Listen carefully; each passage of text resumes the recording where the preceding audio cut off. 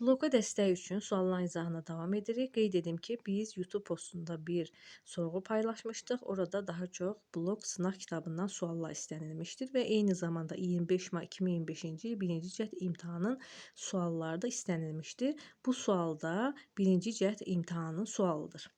Venn diaqramda və qeyd edirəm ki, həmişə Venn diaqramında çox diqqətli olmalıyıq. Verilmiş cümlələrə əsasən eylə Venn diaqramdakı doğru fikirlər istəyir bizdən. Doğru fikirlər, diqqətli oluruq. Uçsuz-bucaqsız tarlalar, biçənəklər, yaşıl yoncalıqlar bir-birini əvəz edirdi. Axşam günəşinin işıqlarını əks etdirən asfalt yoluna bir neçə maşın gəlirdi. İndi birinci cümlənin xüsusiyyətlərinə baxaq. Düzəltmə isimlərdən biri feildən, digər isimdən yaranmışdır. Düzəltmə isimlər hansılardır burada? Baxaq, biçənək, bir də yoncalıq. Biri isimdən, digəri feildən. Biçənək sözü feildən yaranıb. Baxın, biçmək, biçənək feildən yaranıb. Yoncalıq sözü isə yonca ismindən yaranmışdı. Bu doğru fikirdir. Və eyni zamanda yaddan çıxartmırıq ki, ikinci cümləyə də mütləq baxırıq. Əgər ikinci cümlədə belə bir qayda varsa, belə bir sözdə varsa, onda bu səhv olacaqdır.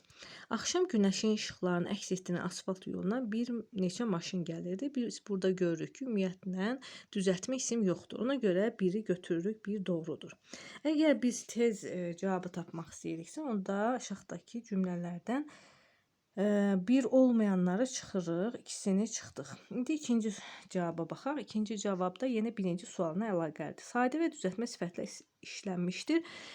Burada iki sifət işlənib, uçsuz-bucaqsız, bir də yaşıl. Görürük ki, yaşıl sadədir, uçsuz-bucaqsız mürəkkəbdir. Bu səhv fikirdir. Səhv fikir olduğu üçün artıq ikinci cümləyə baxmağa ehtiyac yoxdur. 2 olanlar da çıxsaq, onda bizim 2 cavabımız qalır.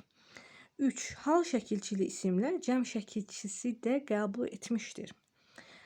Hal şəkilçili bu üçüncü ortaq cəhətə aiddir. Biz baxırıq, birinci cümlədə tarlalar, yoncalıqlar nə əvəz edirdi? Tarlalar, yoncalıqlar. Bu cümlələr, bu sözlər, bu isimlər cəmdədir, amma hal şəkilçisi yoxdur. Demək, yanlış fikirdir. İkincisində düzdür olsa da, birincisində olmadığı üçün 3 yanlışdır. 3-ü də çıxsaq, bizim bir cavabımız qalır. Artıq cavabımız hazırdır. Amma yenə də biz tam əmin olmaq üçün digər cavablara da baxaq. Şəxsi və kəmiyyətə görə dəyişən feil indiki zamandadır. Şəxsi və kəmiyyətə görə dəyişən feil nə deməkdir? Təəssüflənən feil. Təəssüflənən feil indiki zamanda bir-birini əvəz edir idi. Bəli, bu indiki zamandadır. Gəlirdi, indiki zamandadır. Bu doğru fikirdir. 1, 4, sonra 5 ayrı yazılan 2 mürəkkəb söz işlənmişdir. Artıq 5 üçün biz baxırıq yalnız ikinci cümləyə. Axşam günəşinin işıqları əks etdirən, baxın, əks etdirən bir ayrı yazılan mürəkkəb sözdür. Asfalt yolla bir neçə maşın, bir neçə sözü də yenə mürəkkəb saydır. Ona görə 2 dənə ayrı yazılan mürəkkəb söz işlənmişdir. Fikri doğru fikirdir.